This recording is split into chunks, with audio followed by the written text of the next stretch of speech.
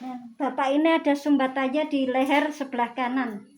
Siapa yang mau mencoba menemukan? Satu-satu guys, monggo Bapak. Jangan dulu. Ada Dari belakang telinga ini lurus ke bawah. Pelan-pelan saja pakai ini. Oke. Pelan-pelan, jangan terlalu ditekan.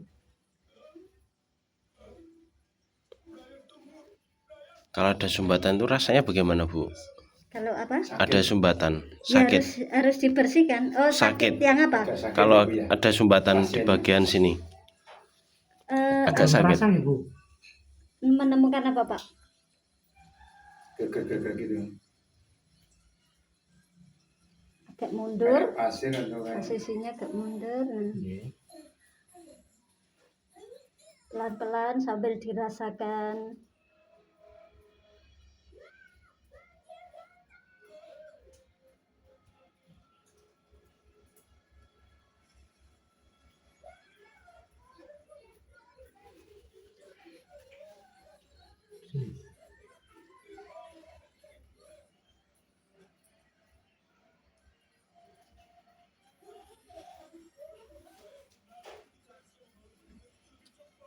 kayak ada pasirnya atau kayak benjol-benjol itu?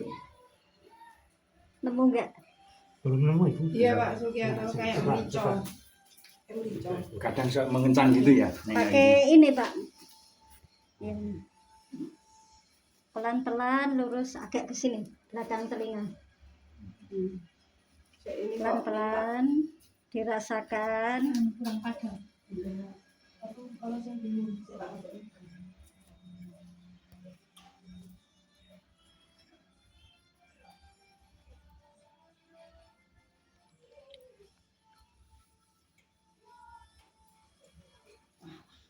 Sedikit cuman kayak apa otot yang ngencang ini. Nek kayak apa pasirnya gitu udah nggak ada tanya itu. Nggak menemukan? Enggak. Mungkin sudah terurai.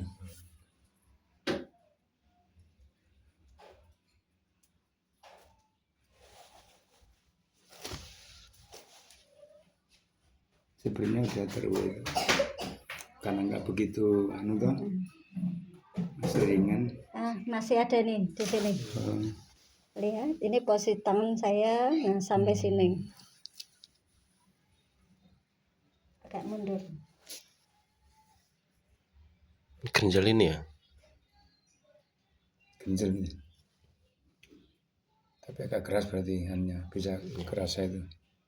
Jadi gitu. Mau di sini Glek apa agak ya, kayak glek gitu ya. jadi ada dua macam sumbatan.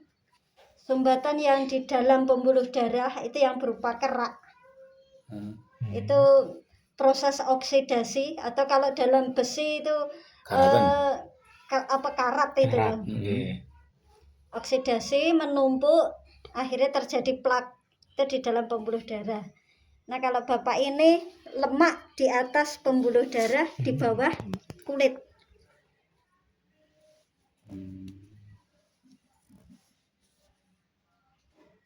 Bedanya Pak Bu, nek sing plak sama karat apa tadi? Kalau lemak ya empuk, terus bentuknya agak melebar kayak lempengan gitu. Nah, ini lemak gitu. Nah, kalau yang plak di dalam pembuluh darah itu kayak Glek kerikil, gitu. bundel-bundel, gerjel-gerjel, kecil-kecil. Oke. Ada beberapa biasanya. Bulat-bulat kecil-kecil gitu kalau yang di dalam pembuluh darah. Iya ini.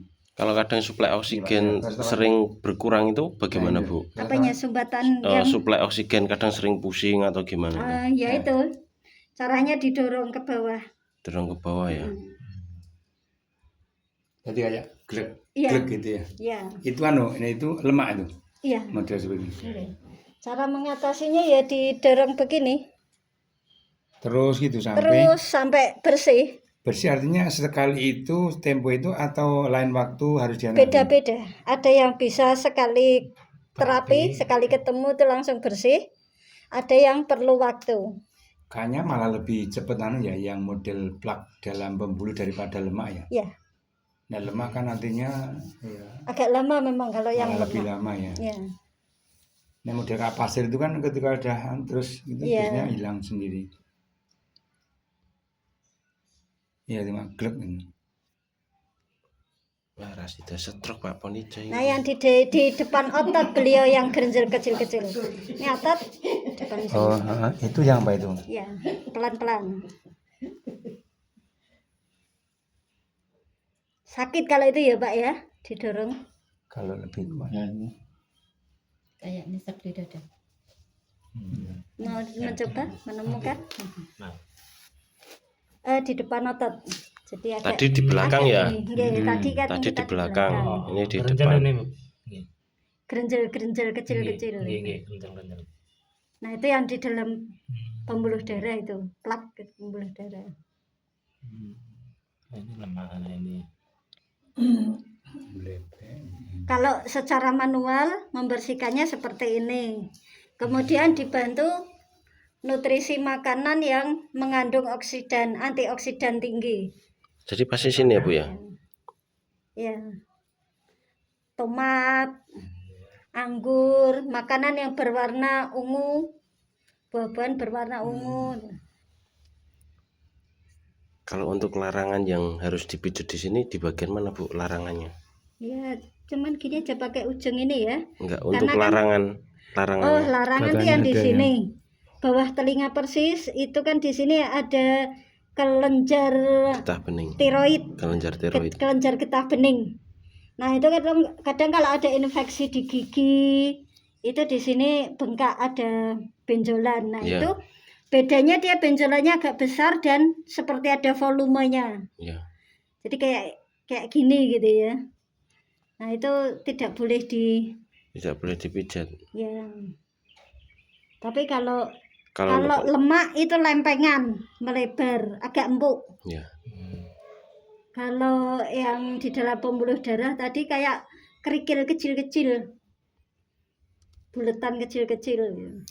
Berarti artinya ketika sini untuk stroke ini nggak masalah ya dipijat ini ya? Enggak masalah. Beda ya. dengan tadi kan peradangan oleh Tapi harus dengan tekanan lembut, tidak boleh terlalu keras karena efeknya nanti bisa pecah pembuluh darah itu. Karena udah ada isinya, ditekan kan jadi rentan. Iya, iya. Walaupun pertama kondisinya ini normal ya. Ya. Tetap harus pelan-pelan. Terus standar pelan itu seperti apa? Yang pasien tidak sakit atau Pasien merasa nyaman Ya harus ditanya. dan ya kontrol di tangan kita. Apa kita Perasaannya. memperkirakan itu tidak melukai pembuluh darah pasien. ini sampai pecah malah tambah masalah baru ya itu ya? Kukunya Sakit ya, Pak ya? kuku. Sebenarnya kuku saya nggak tajam loh, ini nggak ada kukunya loh. Iya, nampak. Tapi karena memang ada sumbatan, jadinya kayak disilat gitu ya rasanya ya.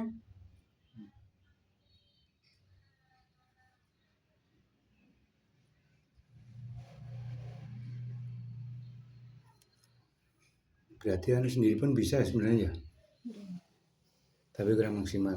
Iya. Kita ke Banten maksudnya. Kurang. Kekencengan. Kurang kok Pak. Agak sakitan gitu. Mulai kapan pijet. Wah, nek kuwi malah repot. Pasien kamu Waktu kita membersihkan sini, tangan kita di pelipis sini. Jadi biasanya ketika ada sumbatan di sini, ketika ini kita longgarkan, sumbatan sini akan terbuka. Nah, itu nanti di pelipis ini akan terasa ada nyut. pembuluh darah yang membuka, ada yang mengalir, jadi terasa kayak gembung gitu. Ini untuk mendeteksi ada reaksi atau enggak ini. Nanti kalau di sini sudah bersih, sini kita usap ke bawah kepala itu. Tujuannya untuk mengurangi tekanan darah di area kepala.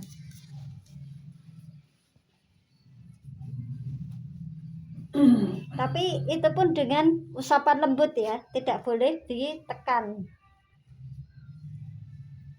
Karena khawatirnya ada sumbatan di kepala. Kalau kita tekan, efeknya bisa pecah pembuluh darah itu.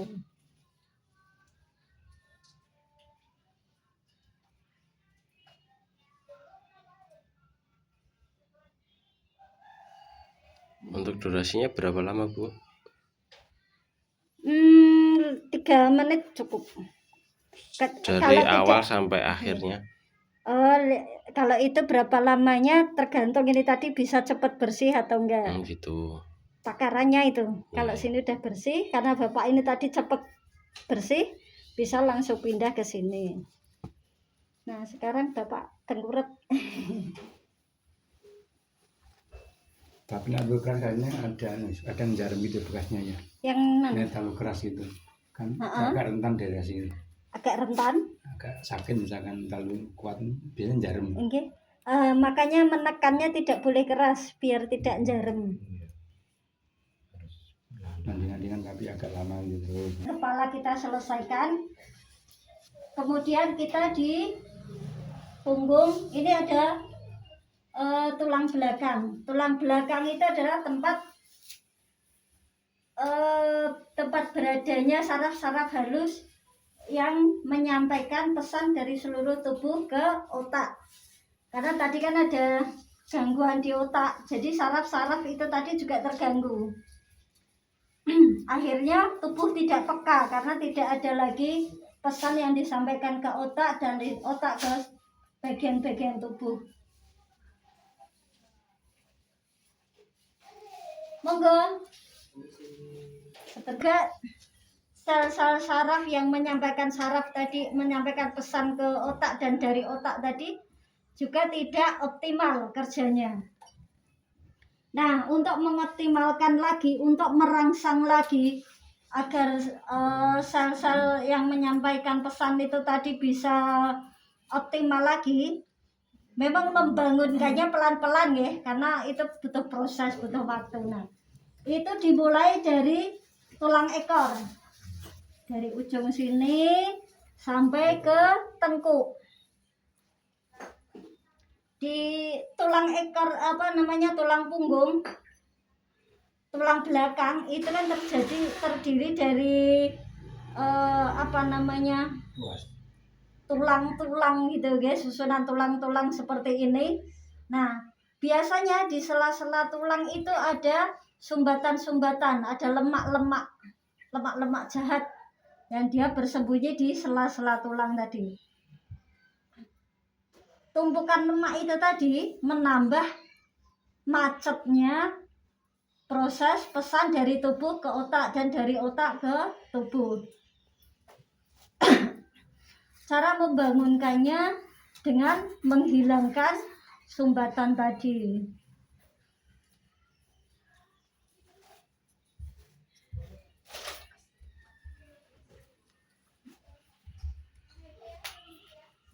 Sebenarnya dimulai dari ujung tulang ekor ya, tapi karena ini tidak kita buka, saya ngambil dari atas. Ini kalau dirasakan begini, ini tidak boleh dengan tekanan juga ya, karena ini sensitif area tulang belakang itu. Jadi teman, kita usap antar tulang. Itu kalau ada sumbatannya akan terasa ada sesuatu gitu.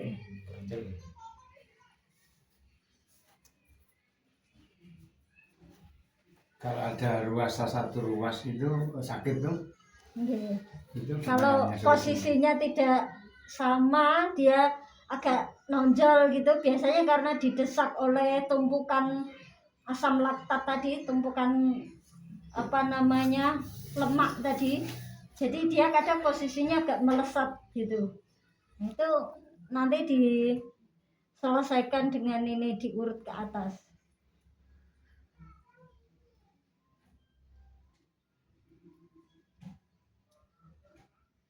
Kadang ada di lumbar, di serviks kan ada yang sakit satu di antara titik ini yang itu bisa nggak dengan seperti itu terus ini? Ya bisa nanti.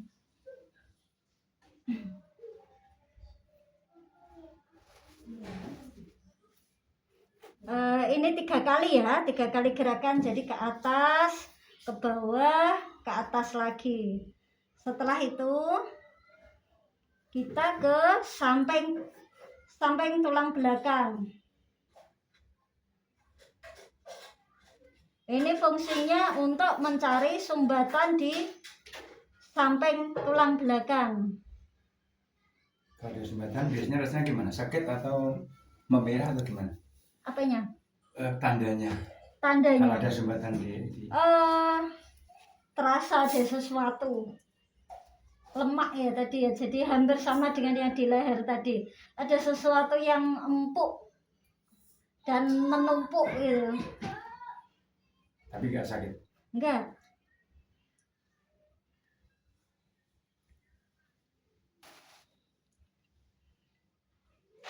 Ini juga 3 kali.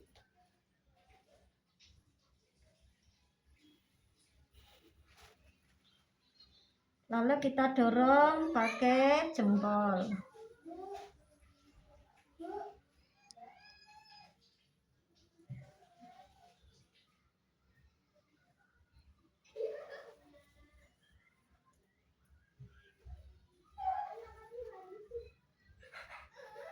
Kalau yang pinggir tulang belakang boleh dengan tekanan.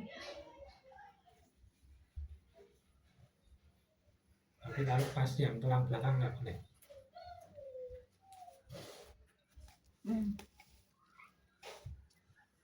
Setelah 3 kali,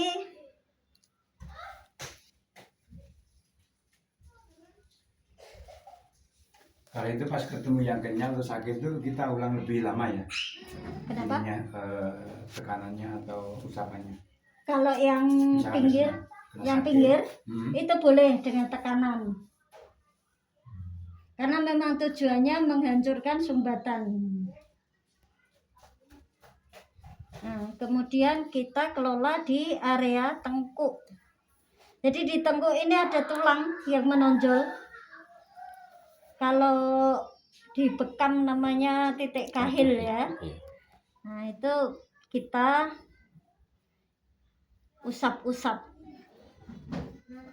Kalau zaman dulu, kalau ada anak kecil panas itu sama orang tuanya cuma diginiin ya. Jadi biar nyaman dan menghilangkan sumbatan itu tadi. Nah, ini samping kahil. Maaf sebentar.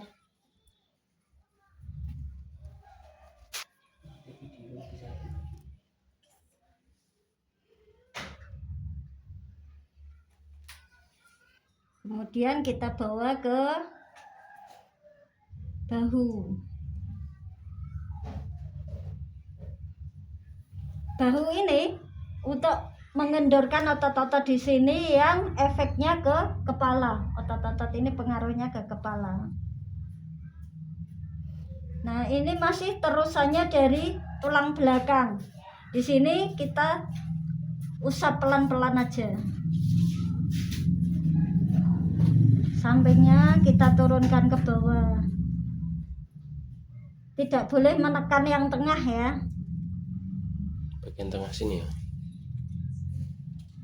Ini boleh, tapi tidak terlalu kencang tekanannya. Oke. Pas cekungannya ini ya.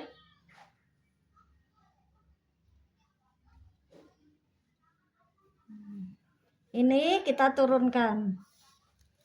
Karena ada potensi sumbatan-sumbatan di area sini. Setidaknya mengurangi tekanan darah di kepala belakang.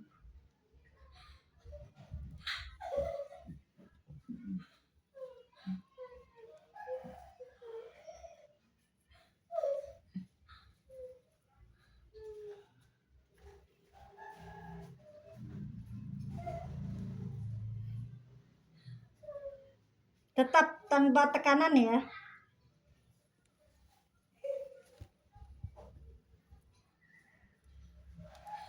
Kalau itu pakai tekanan. Kenapa, Pak? Ya itu pakai tekanan itu ya. Nggih. Ini untuk mengendorkan aja. Boleh dengan ini.